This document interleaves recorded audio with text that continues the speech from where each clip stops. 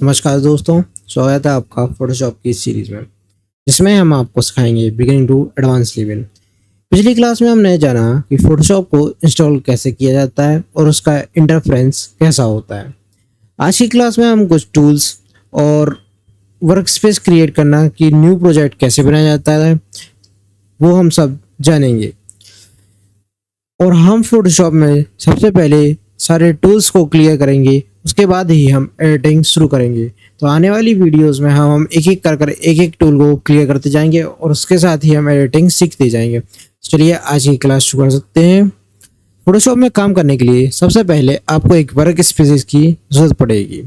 Photoshop में काम करने के लिए हमें पास 3 चीज़ होती है: वर्क स्पेस, कैनवास, आर्टबोर्ड।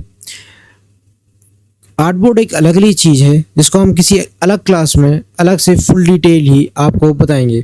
सबसे पहले हमें एक वर्क स्पेस की ज़रूरत होती है, तो हम उसको फोटोशॉप में कैसे क्रिएट कर सकते हैं सबसे पहले हम वो जानते हैं। चलिए आइए शुरू करते हैं। तो सबसे पहले आपको आ जाना है फाइल में। फाइल में आने के बाद आपको यहाँ पर न्यू डॉक्यूमेंट दिखाई देगा या फिर न्यू पर आप जैसे ही क्लिक करेंगे तो आपको एक पॉपअप विंडो दिखाई देगी जिसे हम न्यू डॉक्यूमेंट विंडो कहते हैं, या फिर आप कंट्रोल एन कर भी इसे खोल सकते हैं। कंट्रोल एन करने के बाद आपको ये विंडो दिखाई देगी। हम आपको फोटोशॉप की इस सीरीज में ऐसी ऐसी चीज़ बताएंगे जिसको आपकी डेली लाइफ में यूज़ करके आप और अच्छे से फोटोशॉप यूज़ कर सकते हैं, और ऐसी कुछ बातें या फिर कुछ ऐसे टूल्स या ट्रिक्स बताएंगे जो कि हर कोई आपको नहीं बताता है। तो आप जैसे ही न्यू डॉक्यूमेंट विंडो आपकी ओपन हो जाए तो आपको कुछ इस प्रकार का इंटरफेस दिखाई देगा या कुछ इस प्रकार की विंडो दिखाई देगी। सबसे पहले यहाँ पर कुछ रिसेंट दिखाई देंगे टैब्स, जैसे कि हम आप देख सकते हैं मैं कुछ रिसेंटली मैंने अभी यूज़ किए थे, तो यहाँ पर रिसेंटली ये प्रोजेक्ट्स दिखाई दे रहे हैं। यहाँ आप ऊपर की साइड देखेंगे तो यहाँ आपको कुछ प्रोजेक्ट्स दिखाई देंगे जिसको हम प्रीसेट बोल सकते हैं, या फिर आप इनको ये कह सकते हैं कि प्री डिज़ाइन। तो एक एक करके आइए हम कुछ इनके बारे में आपको बता देता हूँ, और मेनली हमारा आज का काम है कि वर्क स्पेस कैसे क्रिएट किया जाए, तो उसके लिए शुरुआत करते हैं। सबसे पहले रिसेंट आता है जिसमें आपको ये कुछ दिखाई देते हैं 1080, ये आपको डिफ़ॉल्ट दिखाई देगा। ये कस्टम्स, ये डिफ़ॉल्ट आपको दिखाई देंगे। सेव, ये थोड़ी ही देर में हम आपको बताऊँगा मैं आपको। उसके बाद आता है फ़ोटोज़। तो फोटोज़ में आपको कुछ डिफ़ॉल्ट फ़ोटोज़ साइज़ दिखाई देंगी जो कि हम रोज़ ही यूज़ कर सकते हैं। उसी के साथ आपको बाजू में प्रिंट दिखाई देगा। प्रिंट में आपको वो प्रीसेट्स मिलते हैं जो हम डेली लाइफ में प्रिंट के लिए यूज़ करते हैं, जैसे A4, A5, A3, letter, legal. ये सारे साइज़ हम डेली लाइफ में प्रिंट के लिए यूज़ करते हैं। इलस्ट्रेशन, आर्टबोर्ड, ये थोड़ा सा अलग है, मैंने कहा आपको आर्टबोर्ड में आपको बाद में बताऊंगा। उसके साथ ही वेब, जो हमारी वेबसाइट डिज़ाइन होती हैं वो फोटोशॉप में ही होती हैं, उसके कुछ प्रीसेट्स यहाँ पर आपको दिखाई देंगे। उसके साथ ही कुछ मोबाइल की प्रीसेट दिखाई देंगे, जैसे iPhone 10, iPhone 8, 7, 6। ये उनके कुछ प्रीसेट्स हैं कि अगर हम उसमें फिट करना चाहें तो उसके ऊपर डिज़ाइन कर सकते हैं। ये सारे वर्क एरिया या वर्क स्पेस कुछ भी आप बोल सकते हैं। साथ ही बाजू में आपको फिल्म और वीडियो के कुछ साइज़ दिखाई देंगे। तो हम रिसेंट पे आ जाते हैं और कस्टम पे आ जाते हैं। तो यहाँ पे आपको राइट साइड में ये जो सारी चीज़ें दिखाई दे रही हैं, तो उसी में से हम अपना वर्क स्पेस क्रिएट करेंगे कि हम उसमें वर्क स्पेस कैसे क्रिएट कर सकते हैं। सबसे पहले हमें यहाँ पर नाम डालना होगा, तो मैं यहाँ डाल देता हूँ क्लास 3। क्लास 3 डाल सकते हैं। अगर आपको नई नाम डालना तो आप नहीं भी डाल सकते हैं। जब आपकी वर्क से इसके ऊपर पूरी एडिटिंग आप कर लें, उसके बाद जब लास्ट में आप फाइल सेव करने लगें तो आप उसको लोकेशन देकर कहीं भी सेव कर सकते हैं।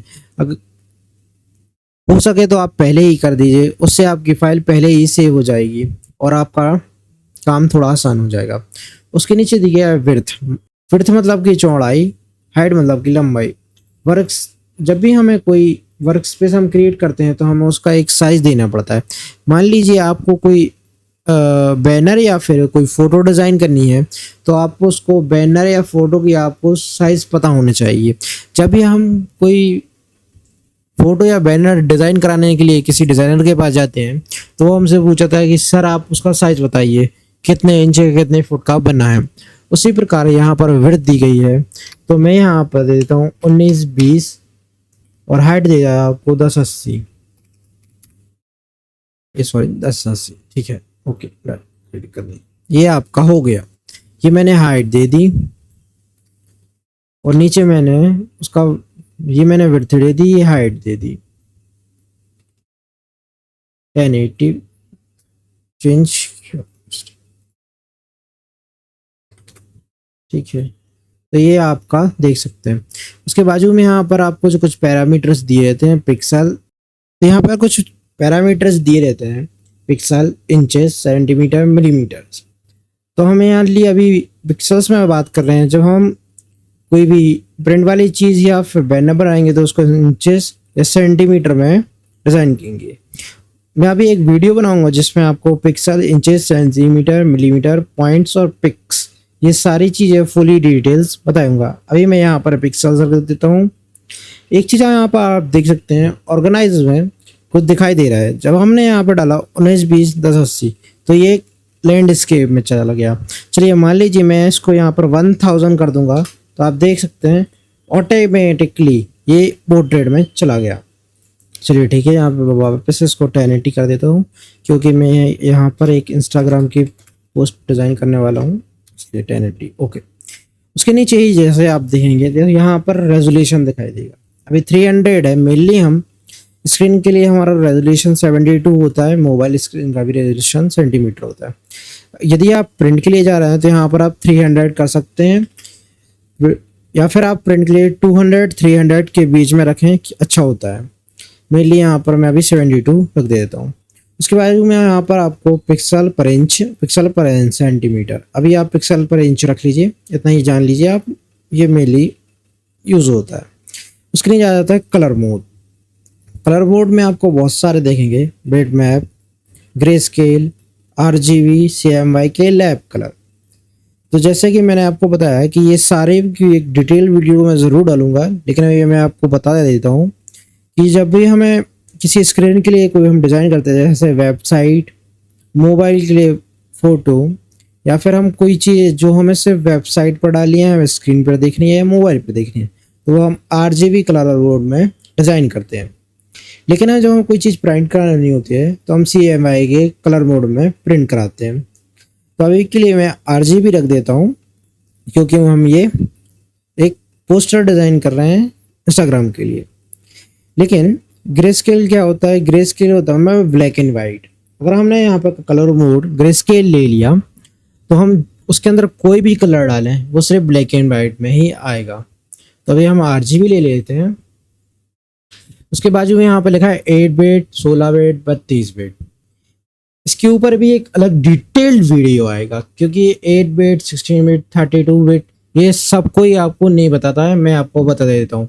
इसके ऊपर मैं फोटोशॉप के लिए एक अलग वीडियो लाऊंगा जिसमें फुली डिटेल आपको बिट रेट्स बताऊंगा, किस प्रकार कैमरा से लेके फोटोशॉप तक किस प्रकार हमारा ये बिट काम करता है।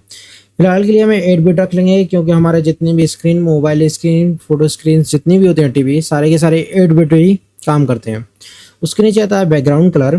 बैकग्राउंड कलर में आप वाइट रख सकते हैं, ब्लैक बैकग्राउंड कलर कस्टम भी कर सकते हैं आप, ट्रांसपेरेंट कस्टम कुछ भी, मैं वाइट रख लेता हूँ। उसके बाद आता है एडवांस कलर। उसके में आता है आपको कलर प्रोफाइल। कलर प्रोफाइल होता क्या है? जैसे मैं ले लीजिए आपने कोई फ़ोटो डिज़ाइन किया, आपने कोई पोस्टर डिज़ाइन किया, आपने उसको सेव कर लिया। सेव करने के बाद जैसे ही आप उसको अपने लैपटॉप या मोबाइल पर लेके गए और उसके कलर अलग हुए, आपको लगा कि नहीं यार ये अलग है, मोबाइल में कुछ और दिख रहा है, ये मेरी स्क्रीन पे कुछ और दिख रहा है, उसके लिए ये यूज़ होता है। तो अभी यहाँ आप देख सकते हैं इसमें आपको वर्किंग sRGB दिखाई गया है, do not colour manage, adobe 1998, Apple RGB, colour manage RGB, ये सारे sRGB दिखाई गया है। तो मेनली हमारी जो सारी स्क्रीन होती है उसमें sRGB यूज़ होता है, तो हम इसको रखते हैं। मैं आपको डू नॉट मैनेज कलर का भी सजेशन दे सकता हूँ। वो मेनली आप जब कीजिए जब आपको ऐसा लगता है कि बहुत सारी स्क्रीन में हमारी फ़ोटोज़ जानी है, तो आप ये यूज़ कर सकते हैं। लेकिन आप sRGB पर ही रखें, वो ज़्यादा अच्छा होगा। स्क्वायर पिक्सल ही रखिए, इसमें आपको कुछ करने की ज़रूरत नहीं है। ये सब सारी चीज़ें हमारे यहाँ पे भी यूज़ नहीं होती, लेकिन इनका क्या यूज़ होता है मुझे भी ठीक से नहीं मालूम, लेकिन मैं आपको बता दूंगा, कुछ बता रहा, ठीक है। जैसे हम स्क्वायर पिक्सल करते हैं और क्रिएट करते हैं तो हमारा न्यू डॉक्यूमेंट क्रिएट हो जाता है।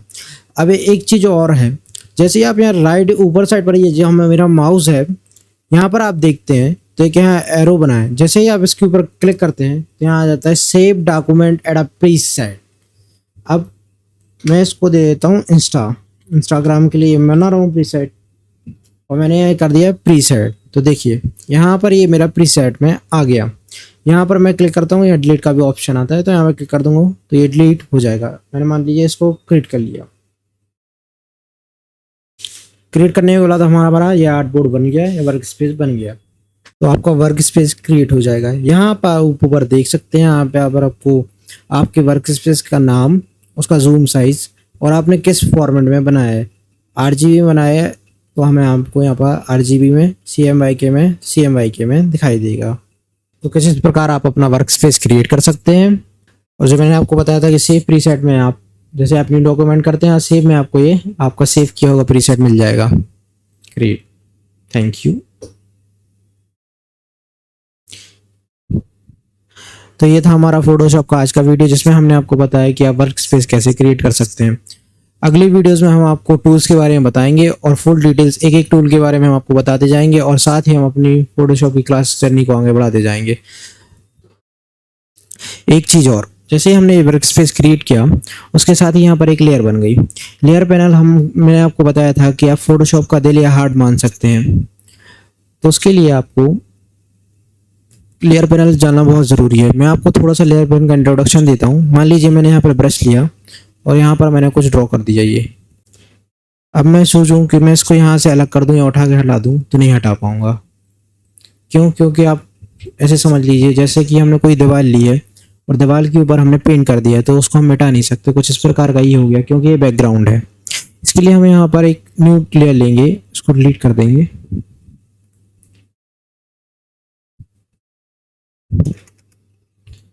ये हमारा हो गया न्यू लेयर, ये बैकग्राउंड। और जैसे ही हम इसके ऊपर पेंट करते हैं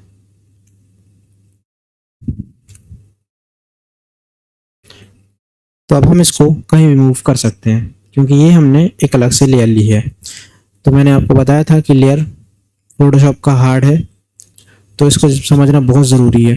तो अगली वीडियो में आपको फुल डिटेल बताऊंगा कि लेयर पैनल होता क्या है। तब तक के लिए धन्यवाद।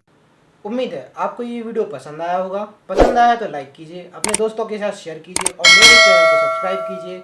मिलते हैं अगले वीडियो में, तब तक के लिए धन्यवाद।